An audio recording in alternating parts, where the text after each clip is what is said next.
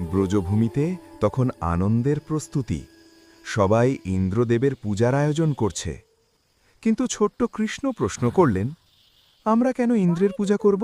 আমাদের জীবন তো গোবর্ধন পর্বত, গরু আর প্রকৃতির উপর নির্ভরশীল।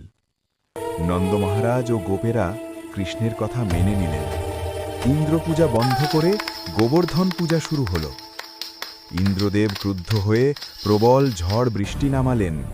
বজ্রপাত প্লাবনে ব্রজভূমি ডুবে যেতে লাগল। ঠিক তখনই শ্রীকৃষ্ণ তার কনিষ্ঠ আঙুলে গোবর্ধন পর্বত তুলে ধরলেন। 7 দিন 7 রাত গোপ গোপী গরু সবাই আশ্রয় নিল সেই পাহাড়ের নিচে। শেষে ইন্দ্র বুঝলেন নিজের অহংকার। তিনি নতজানু হয়ে কৃষ্ণের কাছে ক্ষমা চাইলেন।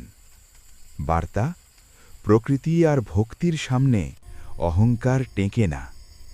শ্রীকৃষ্ণই সর্বশক্তিমান, গিরি গোবর্ধনধারী। জয় শ্রীকৃষ্ণ।